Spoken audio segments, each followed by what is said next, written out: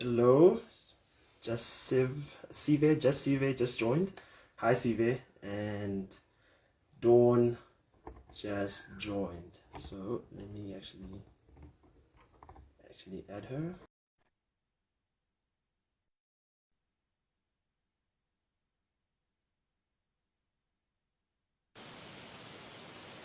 Thank you for joining. Yes, and Dawn is here. Hi, can you hear me, Dawn? Yes, I can hear you. How are you? I'm good. I'm good. Can you see me properly? Yeah, I can. Fantastic. So let me just wait on a few more people to join, and then we're gonna start. Is that okay? Yeah, no, that's perfect. Oh, okay, fantastic. Otherwise, are you well? I am a little nervous, I won't lie. I've been watching the budget speech. I think I've watched Yes, it like 5 times. So, yes. yeah. Hi, I think it's Rogue Tato just joined. Hi, Rogue Tato. Thank you so much for joining in. Um, I think let's wait for. I'm just waiting for Diana. Yes. I see you've got fans here, Dawn. Yeah, these are my friends. Yeah, no, it's cool. It's cool. I like it a lot. Just waiting for Diana, for her to join, and then we are gonna start. Is that okay? That's perfect. Fantastic. But there's nothing to be worried about, eh? I mean, it's just going to be a conversation. I'm sure you have plenty of those. You No, yeah, yeah, definitely. Mm. It's just, I guess, because of the topic, Mm. there's, there's, in our climate currently in South Africa, Yeah, yeah. there's not a lot to be hopeful for, but I guess so stuff like this, you want to make sure you broach the subject Mm. directly without giving any misinformation. Yeah. So yeah, it's a responsibility I take Okay. seriously. Dawn, I'm just struggling to hear you. Do you do you mind just speaking a little bit louder? I'm just struggling to hear you, and I think we're gonna start now. Yeah. Okay. Is it better? Can Okay. you hear me now? It's much better. Thank you so much. So, good afternoon, everyone, and welcome to the Economites, where we have candid conversations on critical issues. My name is Nikom Giva, and before we start this conversation, I'll actually just like to set the scene for you. At the moment, we are currently going through the pandemic, global pandemic. It started off as a health shock, which then it morphed to an economic shock, and then graduated into a social shock. As it stands, over 50,000 South Africans have lost their lives, and over 2.5 million people around the world have died. Unemployment rate, we saw Stats SA coming out with the stats, was it 2 days ago, saying that effective unemployment has actually reached 42%. We saw the Reserve Bank slashing rates in the previous financial year 3 times. Okay, I'm 20, I'm 27 years old, and I've never seen that in my life, all in a row. So we saw that happen. And against this backdrop, yesterday the Minister of Finance, the Honourable Minister of Finance, Tito Mboweni, delivered a budget. He delivered his fourth budget, all within a space of 12 months. Okay, again, that is something which I haven't seen. But then again, there are many things that we haven't seen in this pandemic, which we're now seeing. And this is the backdrop. I would like to introduce the person that's actually going to try help make sense of what happened in yesterday's budget. It was a difficult budget, but in my own opinion, it was a bold budget.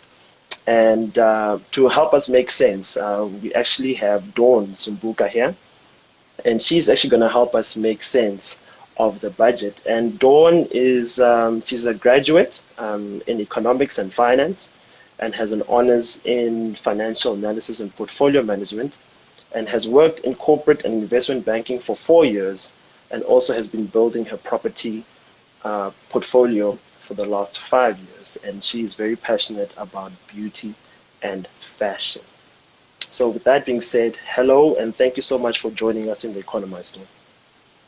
Thank you. I'm happy to be here. Thank you so much. I think let's just jump straight into it. Let's get into the budget. Were you happy with the general state of the budget? What are some of the things that you liked and some of the things that you didn't like about what the minister said yesterday? I think one thing that stood out to me was that the method in which they're going about the budget is they solving the core issue rather than trying to, I guess, boost up the symptoms or solve for the symptoms of the issue, right? So with in terms of the tax, just to highlight tax, for example, Mm, corporate tax were reduced by 1% to 27%, and also the bracket for personal income tax was increased by 5%, right?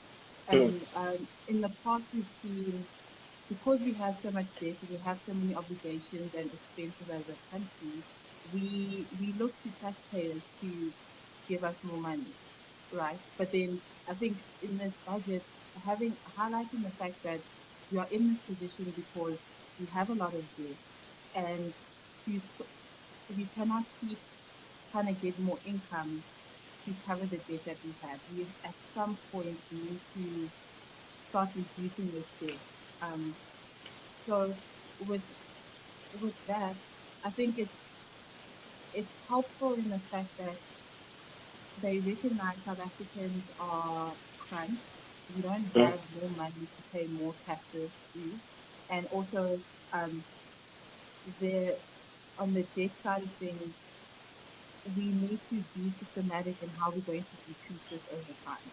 Because mm, if we don't have as much debt, then we don't necessarily need as much income to cover mm, that debt. Um, yeah. and so rather than going at this equation from the income side, I'm happy to see focus on the cost side of things and Mm, reducing them as much as possible, as yeah. quickly as possible. And also keeping in mind sustainability, right? Because Mm, we to it's unrealistic to think as a country we can get to a point where we'll never need debt. Um, mm, Debt can be an enabler, and sometimes it's great and it can help you achieve really great things, but we cannot lie and say we're efficient with our debt use at the yeah. same time. So I think just to see them put more weight on the cost side of the equation, I'm happy to Mm. see that. Yeah. Oh, okay. So you were, I'm getting the sense that you were pretty satisfied with what the minister presented in Parliament. But I'd like us to actually deal with this step by step. We are going to get into the fiscal side, so the spending and the actual tax collected. And we're also going to speak about some broader issues on the economy against which this budget was set against. Let's get straight into it. And guys, if you guys have your questions, please just type in your questions there, and then Dawn will answer. We'll deal with the questions at the end. So the first things first. Let's speak about the fiscal side. We saw that we collected about 1.36 trillion rands. That's how much we collected as far as tax revenue is collected. And in terms of expenditure, we are forecasted to spend over 2 trillion rand. Now, one does not have to be a maths genius to know that we are living beyond our means. In fact, the budget deficit, if you take out the 2 trillion rand from the 1.3 trillion, then you get a budget deficit of over 600 billion rand, which is approximately 14% of GDP. Are you concerned about that? Because it seems like this deficit is refusing to go down and we are continuing living beyond our means. How much of a concern is it for you that this budget deficit is continuing?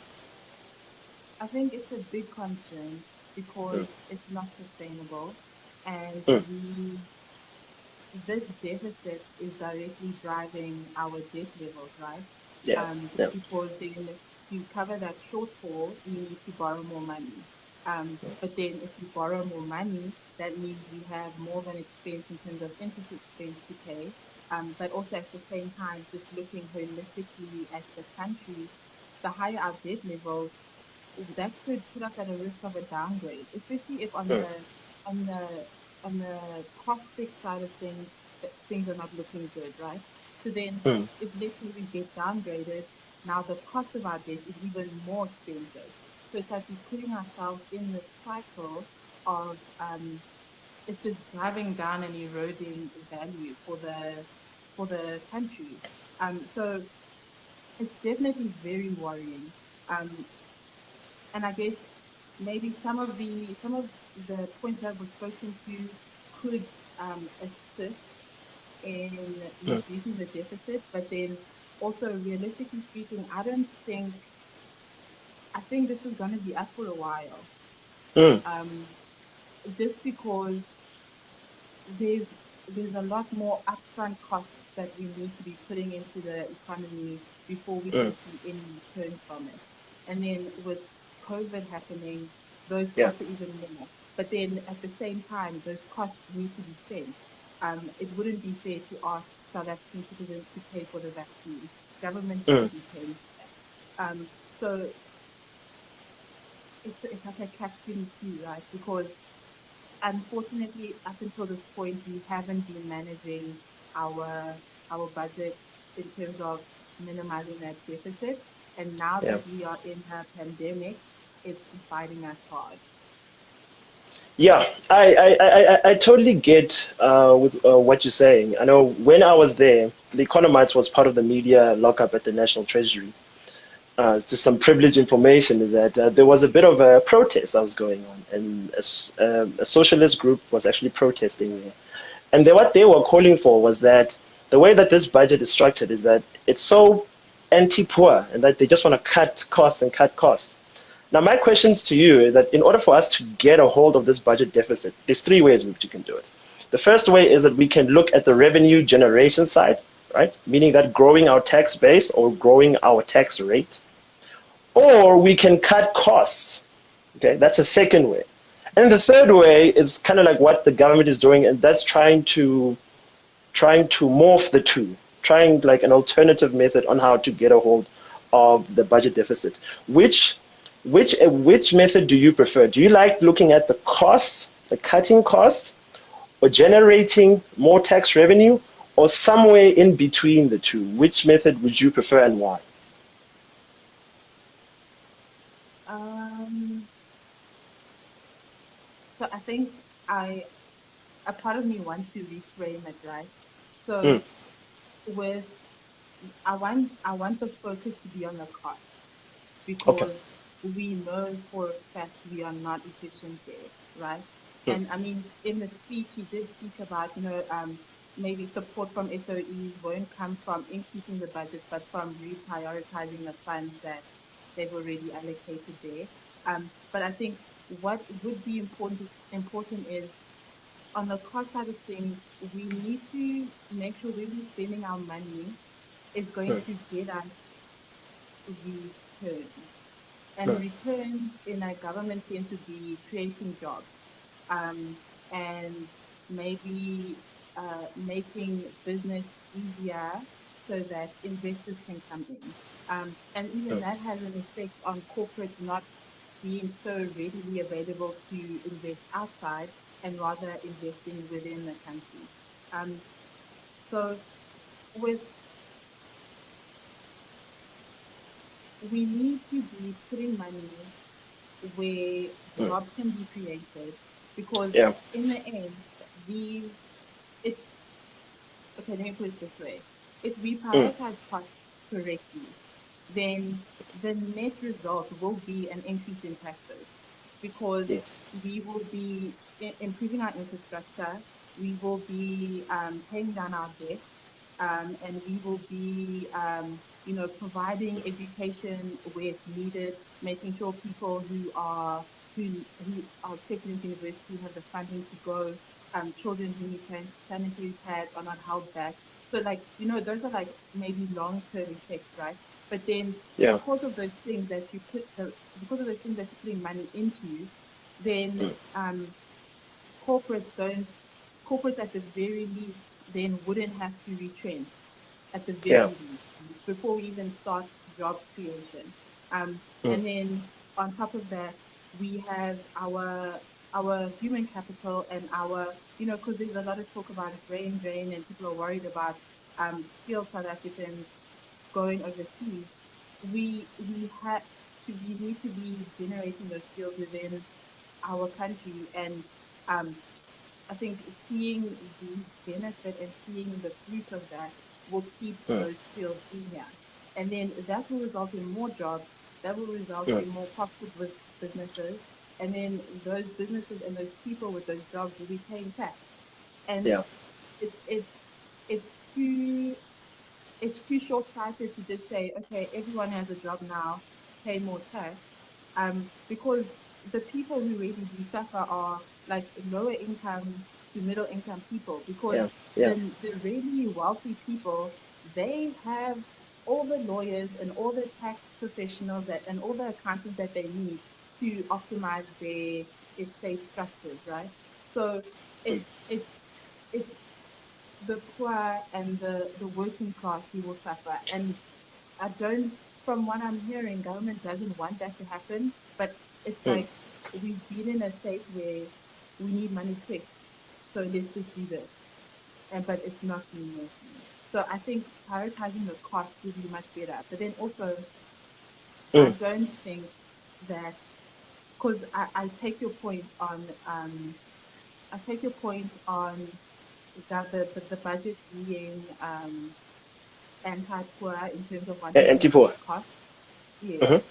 But then I don't want, and I think that assumption includes that social grant is a cost, right? And I don't think that should be considered an expense. I Yeah. think that's what government is here to do. If if they did not provide for the people who need it the most, then we wouldn't need a government. We would need a CEO and a CFO and then call it a day. But Yeah. a government is there for the social help that private businesses cannot commit to providing. And so I don't think grants and those kind of things should be viewed as a cost. So it's not an option to reduce those. Yeah. Yeah. And that's in like my framing. No, I understand. I understand. So you see, like the argument that they were making was that fiscal consolidation, right, belt tightening, focusing on the cost cutting, is kind of like an easy way out, rather than focusing on growing the tax base, which that kind of like forces you to look at the structural issues of what's really going on instead of just saying slash slash slash. But I definitely heard your point, and I think it was well made.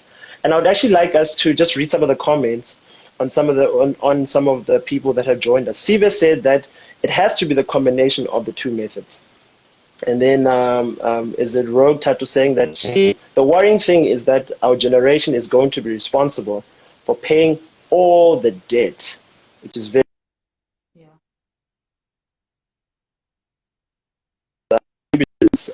She said that, oh, what did Sylvia say? That the unemployment rate is a sure indicator that we need to increase our tax base. And then Shane is saying that you can't tax a country into prosperity, though. Some fantastic points. Keep them coming, guys. Keep your questions coming. Keep your comments coming. So some big announcements as far as tax is concerned. I'd like us to just dive straight into it. The first one, the sin tax. The alcohol and the tobacco industry have been hit so hard by the lockdown regulations. And yet yesterday we saw the Minister of Finance saying that they've increased alcohol and tobacco excise by 8%. It's the highest increase as far as taxes was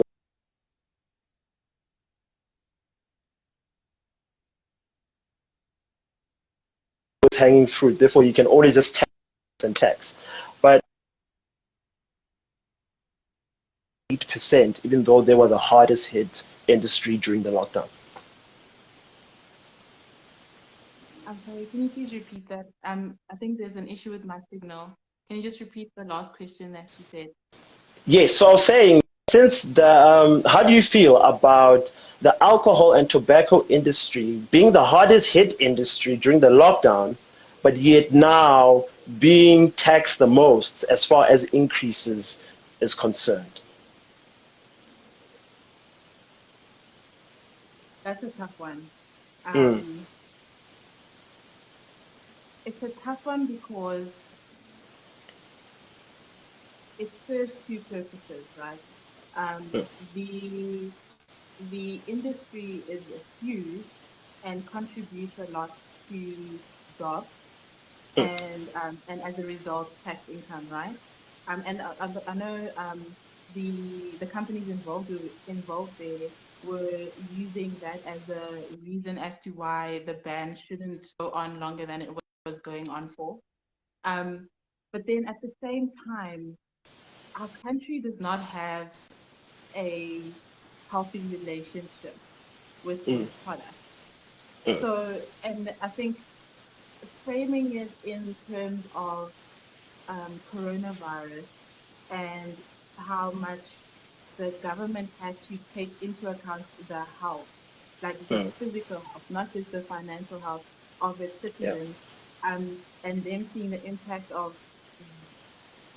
what alcohol was doing to hospital intake and like the percentages of coronavirus Great point. patients Yeah. versus alcohol related incidents. Mm, So it's like we need to mend this relationship. And it's not to say that drinking or smoking is bad. It's just mm, it's disproportionate. Our sentiments towards it are disproportionate. But at the same mm. time, it's that's why that industry is so big, right? And that's why that Yeah. industry is so successful because we Mm. have this, I mean, dare I say, unhealthy relationship with it. So it's tough. It's a Yeah. tough one because um, I think these increases are Mm, definitely because they're trying to stop people from drinking. mm, Um, and also now it doesn't help that the pandemic involved a virus that massively affects your lungs, right? So now the yes. tobacco industry is like brought into this. Um, so I don't know. I think there Mm, could be a way to meet in the middle, mm, but then mm, I don't know how we would do that because we we just we love it. We love drinking. We love alcohol. We love socializing. yeah. Like we're a very Mm, social nation, mm, and mm, those things weigh in very heavily in that. And then I think also maybe on a psychological front as well, because we can't socialize with people. The things that can remind us of those times are alcohol and cigarettes. So it's, mm. I don't know. It's a tough one. Honestly, I understand why they're doing it. But then also, I do think they could be overcorrecting a Mm. bit because of the impact that they've seen with the pandemic specifically. It is. You're right. It's a tough one, and I think it's a nice question to actually throw out to the people that have tuned into this discussion. Um, is it fair that the industry which has been affected the most, as far as the lockdown is concerned, is now being taxed the most? We'll definitely like to see your opinion and your reasons as to why you say that it is or why you say that it isn't. And I think going forward from syntax, let's talk about the corporate tax rate. We saw that it was decreased from 28% to 27%, although it is only for a few months. In fact, it's from November, October, November, December, January, February, March. Yeah, January, February, March. So it's only for those months which is going to be the decrease in corporate tax rate. How do you feel about that decision? Are you in favor of it? Are you not in favor of it? I think it should be a permanent decrease Mm, because just speaking globally, we have a substantial tax rate on corporate. And so if we're talking the angle of getting foreign investors in, if we're mm, talking about the angle of um, South African corporates not viewing outside geographies as a better investment, Yeah. I think we do need to go in that direction of reducing corporate tax. And the only reason why I say that, and it's not because I'm like the champion for corporate, even though I do Mm, work in one, it's only because it helps. And also, I think I need to preface this with saying that this is assuming that corporates want to do the right thing, they want yeah. to create jobs, they want to sustain the economy, as opposed to Mm, just pocketing those profits, right? Um, w- with reducing corporate tax, mm, it allows for their profit margins to be bumped up a little, right? And then mm, that could mean they can afford more employees. That could mm. mean they could invest more in manufacturing plants. That could mean maybe if they were considering out or taking one production of their materials, let's say they make food, and it would be easier for them to produce that food in India, maybe now they can actually afford to produce it in South Africa, and then Yeah. that will create more jobs. So I think Yeah. we do need to go in that direction.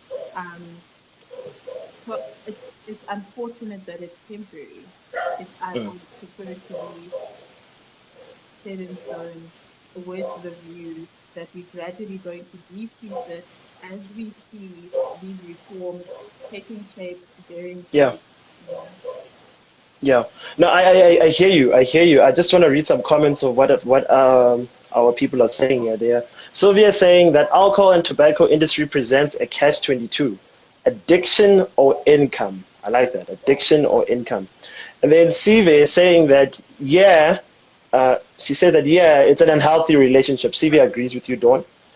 And then she also goes on to say that it is fair and from a risk perspective that industry is well aware of the social impact and the risk that impact reduction efforts will have on the core business.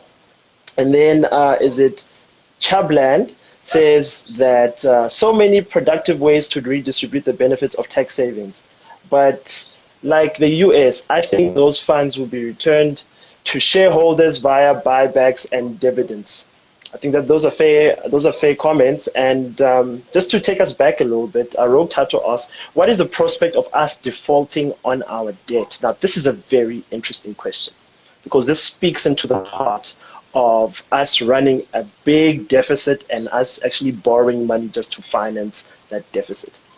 According to you, Dawn, what is the prospect of South Africa defaulting on its debt? We saw the rating agency downgrade us into non-investment grade, aka junk status. But what is the real prospect of South Africa defaulting on its debt? And before you answer that, let me just quickly contextualize that. We've seen countries in which they default on their debt. Jordan, if you look at the news and if you look at the social unrest, that is caused by a country defaulting on its debt. So, Dawn, back to you. The question: what is the prospect of South Africa defaulting on its debt? Unfortunately, it's going in that direction. Mm, I would say it looks like it's steadily going in that direction. Um, and and that's to say, I say that we're not taking into consideration the plans that government has outlined. But then also at the same time, we don't know how or if those plans will materialize. So if we mm, were just growing at the same rate we are now, it's mm, very likely, and we definitely are going in that direction. Um, mm, Unfortunately, though, or I don't know if it's unfortunately, I think we've had some comfort because we do for some reason have access to people who want to put money into South Africa, right? mhm, So I think we as as a country, even though the metrics of our financial health are not strong, um, it's like it's almost as if we collectively know there's a safety net somewhere. yeah. Whether it's like the BRICS Bank or whether it's like individual countries that are willing to invest in South Africa. So yeah, Mm, if we didn't have that, and I don't know if it's a false sense of comfort or a false sense of safety, um, I think we would have turned this around a lot sooner. mm, But then now that we are in a pandemic and everyone is going through it, mm, and like the people who would have given us money are also going through the same thing. I think it's like, oh, those wallets don't really exist anymore because like everyone mm, is trying to get their house in order. yeah. Um, but I do think we did have a false sense of comfort in terms of because we're South Africa and there's this we have this thing of we are the first world of Africa, and so people would want to put money into this country. So it's like we didn't Mm, really take it that seriously. mm, That listen, like mm, things are going bad here.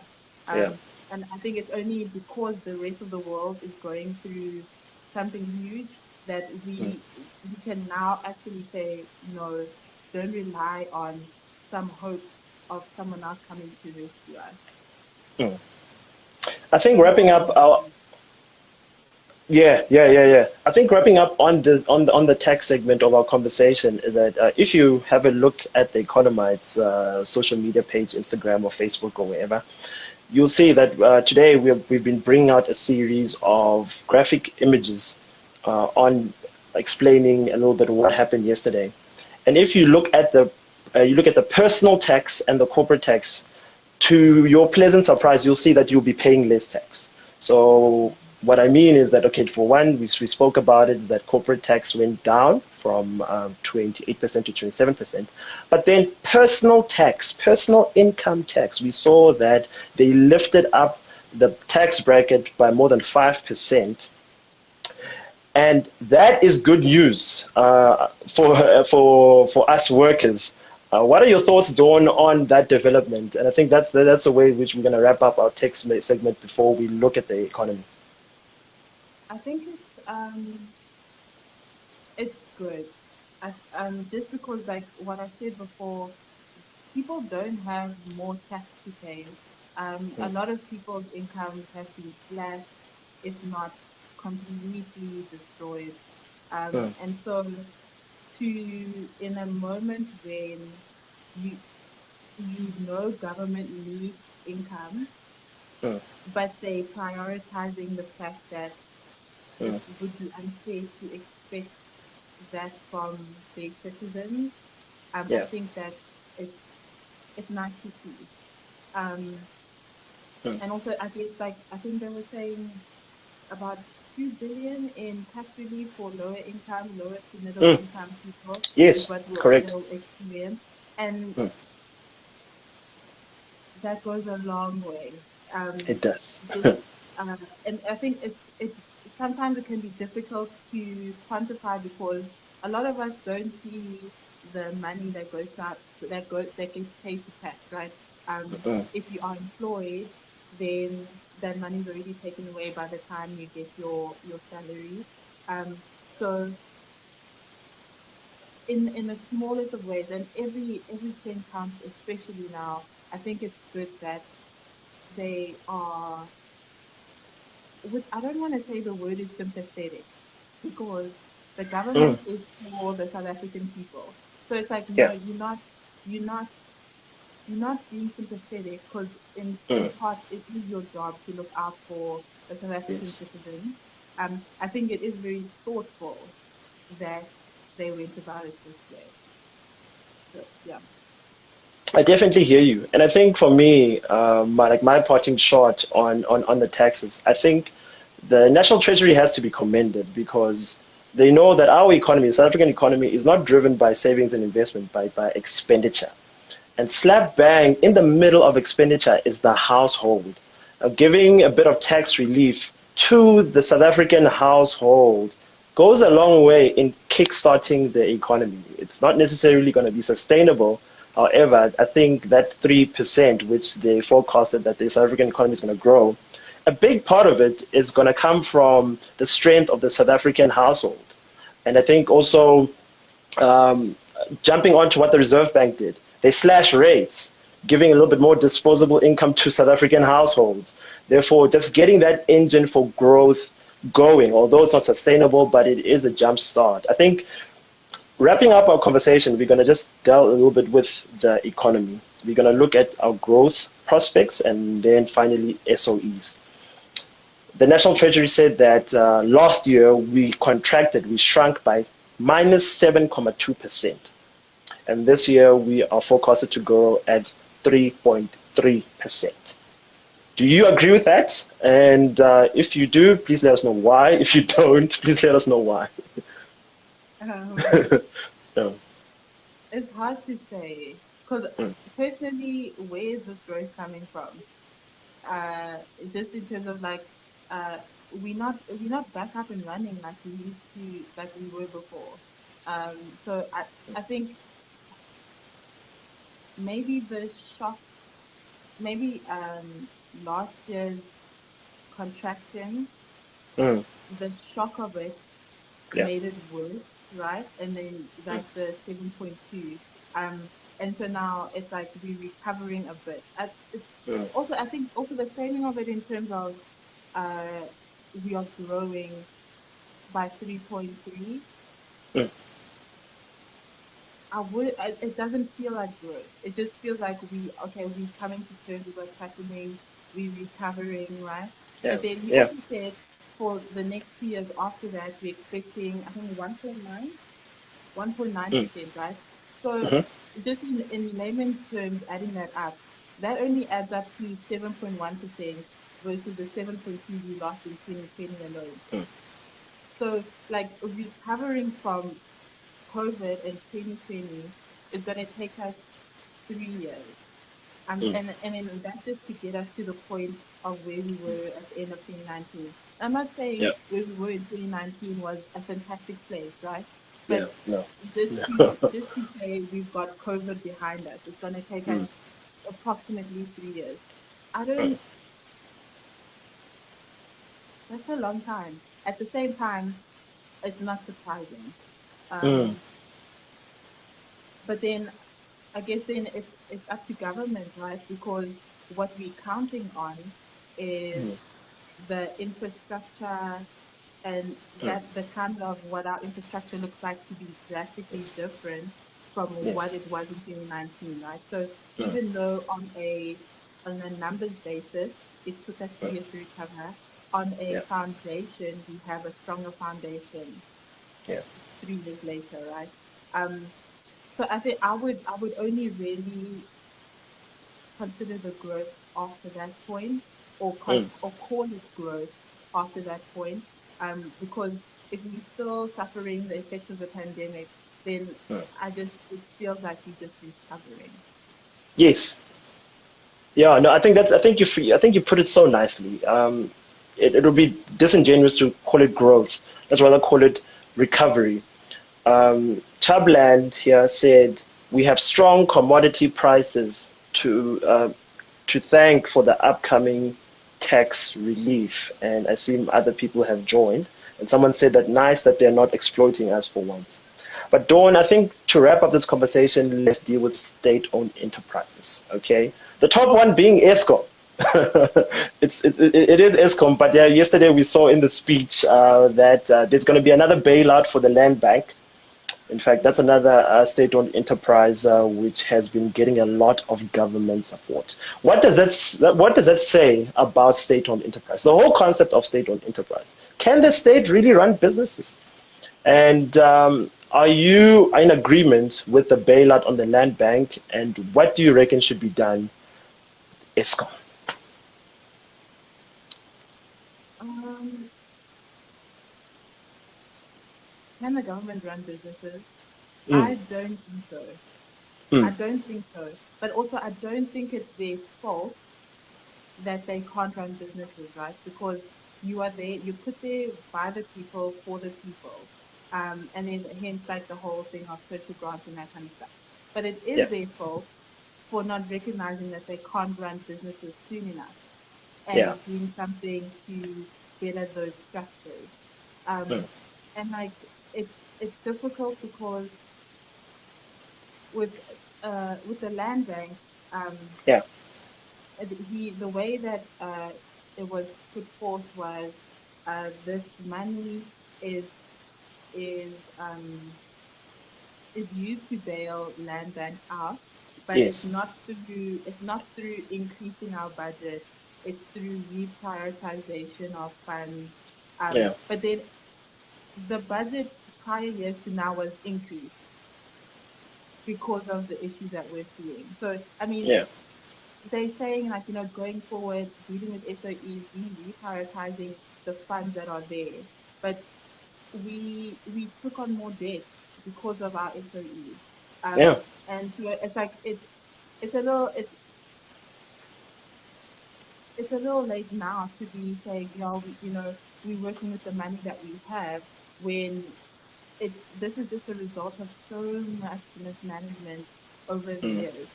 Um, and like with Eskom, it's a tough one because we we need electricity, and Mm. like we can find other ways to generate. And I mean, there has been talk of how um, they want to make licensing easier so that Mm. more providers can plug into Eskom and put more availability on the grid. But Yeah. that hasn't happened yet. And it's like, what took you so long? There's so many Mm. things we could talk about in the past where there were deals and prospects that fell over. And Yeah. so, and also, but then at the same time, I don't want it to be, I'm, I, I'm worried about it being privatized. Okay. Interesting. Um, because it's a basic need in Mm. like if so it's like the the the responsibility of the government is to Yeah. provide basic needs to its people, and Mm. that's why it's given to you as a right in the constitution. So Mm. now when you privatize something as integral as that, Mm. Mm. I mean, I think at the best it should be like a break-even company. Yeah. But if something doesn't feel right about making profits off of the needs of Sure. people, so I don't No, know. I understand. I understand what you're saying, and I would actually also like to put it to the people that have joined into this live session. Um, Privatization or not, are you in favor of it? Privatization of state-owned enterprises, or are you not? And if you're not, what is the alternative to fixing our state-owned enterprises, which are bedeviling the South African economy? Last question, Dawn. You have your own portfolio, which you manage. And in this day and age, it's quite important to be having other forms of income stream. Can you just speak a little bit about some of the stuff that you're doing on the side? You're quite big on property. Let us know what you're thinking on property. So I began my property portfolio my last year of university. And Mm, so since then I've been steadily increasing it. mm, And I think my my biggest thing, the biggest driver is creating generational wealth. But then yeah. also I'm trying to hedge myself, right? Because I I I know in life, like I have a son, and he's gonna be starting school eventually, and I mean I want him to go to a good school, and so Mm, it's I just looking at my employment situation, the rate at which I needed to grow is unrealistic. So it mm, was that was like what prompted me to to I guess ramp up the property side of things.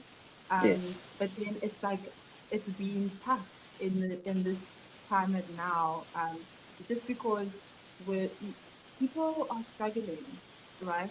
And people sometimes they have to choose between groceries for the month and rent, mm, or they have to,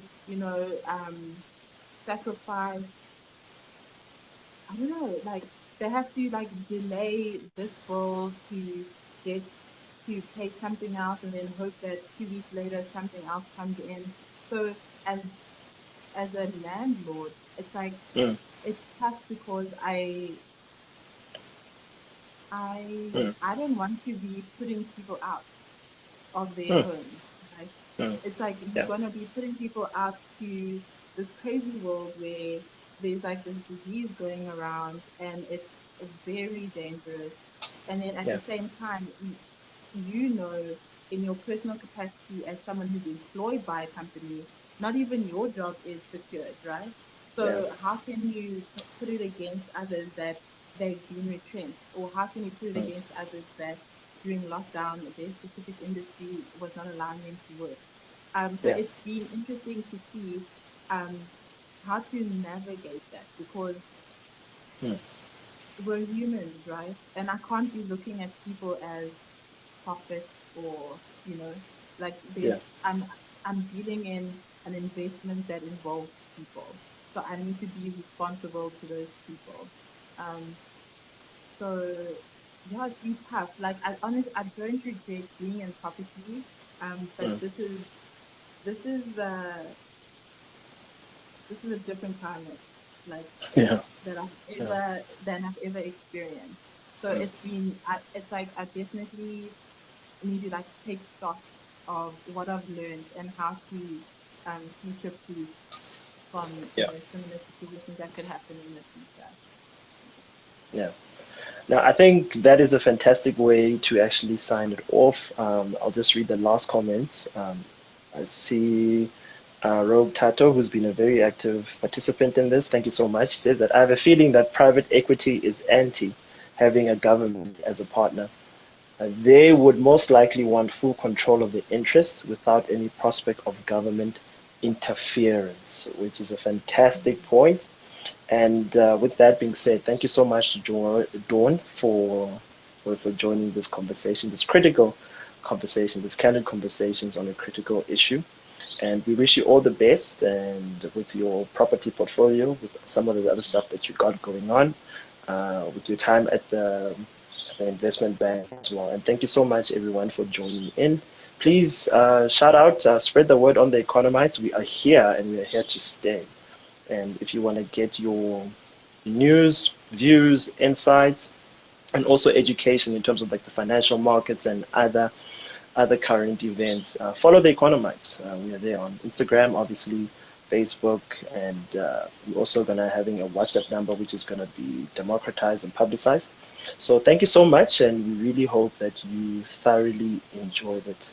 And I'll leave you with the words of the late great Nelson Mandela, who says that it always seems impossible until it's done. Thank you so much. Bye.